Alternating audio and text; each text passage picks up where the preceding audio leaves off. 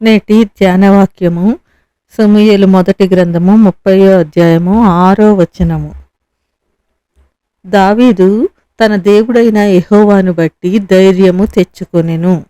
దావీదు ఏ విధంగా తన దేవుడైన యెహోవాను బట్టి ధైర్యం తెచ్చుకున్నో ఇప్పుడు మనం చూద్దామండి. చూడండి, ఇక్కడ పసుపు తెలుపు రంగుల్లో బొద్దుగా ఉన్న కొన్ని కోడి పిల్లలు చాలా హడావడిగా తన ముక్కులతో పొడుస్తూ ఏదో తింటున్నాయి. అయితే ఆ సమయంలోనే ఆ పిల్లలకి పైన గిరికీలు కొడుతున్న డేగ గురించి తెలీదు. ఆ పిల్లలకి ఏమాత్రం దాని గురించి తెలీదు. హఠాత్తుగా వాటి తల్లి భయంకరమైన ఓ హెచ్చరిక పిలిచి తన రెక్కలు చాచి వాటి వైపే చూస్తుంటుంది. కళ్ళు మూసి తెరిచేలోగా ఆ కోడి పిల్లలన్నీ పరిగెత్తుకుంటూ వెళ్ళి తల్లి రెక్కల మటున సురక్షితంగా దాక్కుంటాయి. డేగ తను చేయాలనుకున్న ఆ దాడిని విరమించుకుని వెళ్ళిపోతుంది. అయితే దీని ద్వారా మనకేం అర్థమవుతుంది? ఒకవేళ ఆ పిల్లల్లో ఏ పిల్ల అయినా తల్లి కోడి పిలుపు వినకపోయినా, తల్లికి దూరంగా వెళ్ళిపోయినా, తల్లి పిలుపును నిర్లక్ష్యం చేసినా డేగ దాడికి బలైపోతుంది కదా. అలాగే మనం కూడా ఆయన యొక్క మాటలు వినడం ద్వారా మన ఆపదల్లో నుంచి బయటపడవచ్చు. ఎంతటి ప్రాణాపాయ స్థితిలో ఉన్నా ఆయన ఆజ్ఞల ప్రకారము నడవడం ద్వారా, ఆయన మాటలు శ్రద్ధగా వినడం ద్వారా మనము రక్షింపబడతాము అనే విషయం మనము గ్రహించవచ్చు. ఇక్కడ కూడా దావీదుకు యెహోవా దేవుని సమర్థత తెలుసు. ఎన్నోసార్లు దేవుని యొక్క శక్తిని చూశాడు.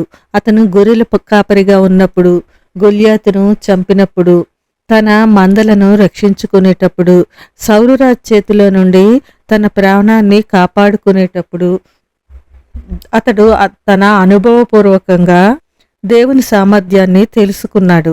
అందుకే తన ఆలోచన, తన నిర్ణయాలు, తన శక్తియుక్తులు ఆ పరిస్థితుల్లో ఎందుకు పనికిరావని అనుకున్నాడు. దేవుణ్ణి ఆశ్రయించడమే మేలు అనుకున్నాడు. అతను చేసిన అతి ముఖ్యమైన పని జ్ఞాపకం చేసుకోవడము.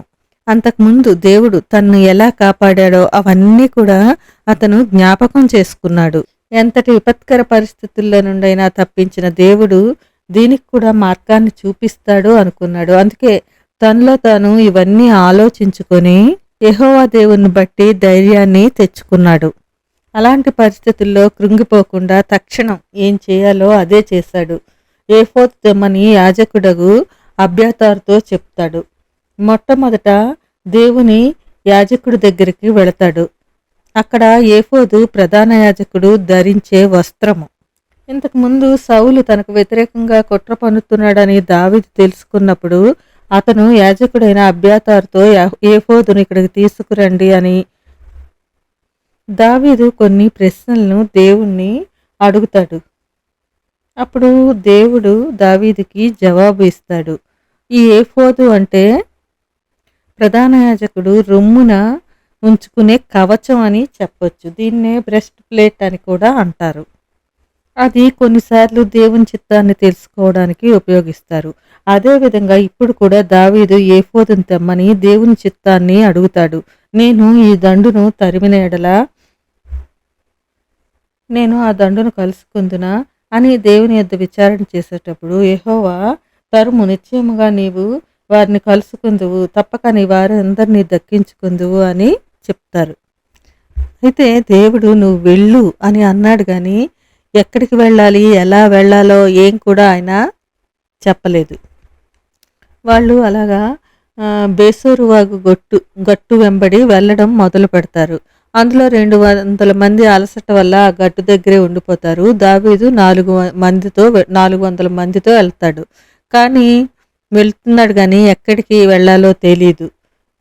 కానీ ఒకటి మాత్రం తెలుసు, దేవుడు వెళ్ళమన్నాడు కాబట్టి దానికి మార్గం కూడా దేవుడే చూపిస్తాడని. ఆ ధైర్యమే అతన్ని ముందుకు నడిపించింది.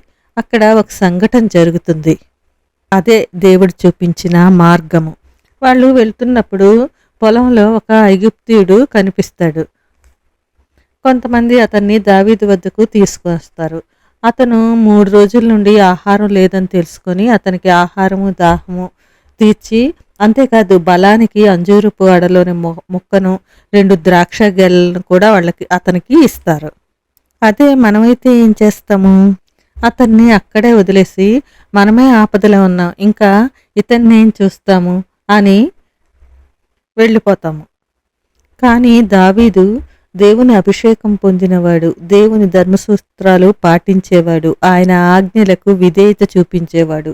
కనుకనే నిన్ను వలె నీ పొరుగు వారిని ప్రేమించు అనే ఆజ్ఞ, అలాగే ఆతిథ్యం మరవకండి అన్నది, ఇవన్నీ ఆయన నేర్చుకున్నవి. కనుకనే ఆ వ్యక్తిని సేదతీర్చాడు. ఆ విధంగా చేయడం వల్లనే అతను తన వారి యొక్క ఆచూకీ తెలుసుకోగలిగాడు. అతడే మేము దండెత్తి సిక్లగ్ను కాల్చివేశాము అని చెప్పినవాడు. ఆ దండు ఎటువైపు వెళ్ళిందో చెప్పినవాడు. అతని ద్వారా తన వారి ఆచూకీ తెలుసుకోగలిగాడు, వాళ్ళని రక్షించుకోగలిగాడు. దావీదు దేవునిపై ఆధారపడిన విధానము అలాంటిది.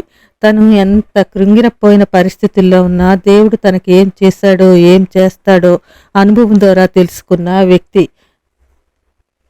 తన్ను వెళ్ళి నీ వారిని రక్షించుకో అన్న దేవుడు దారి చెప్పకుండా ఊరుకుంటాడా?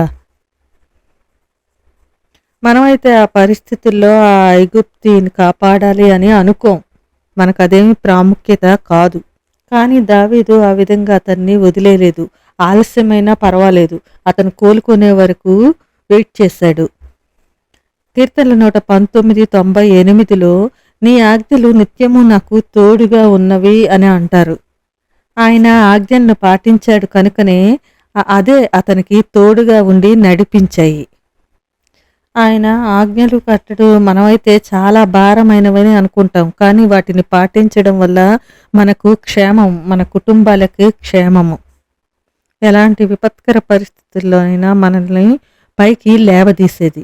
కాబట్టి ఆయన యొక్క ఆజ్ఞలను పాటిస్తూ, ఆయన మాటలను వింటూ, ఆయనతో సాన్నిహిత్యం పొందుకుంటూ ముందుకు సాగుదాము. అలాంటి కృప దేవుడు దయచేయునుగాక. ఆమేన్.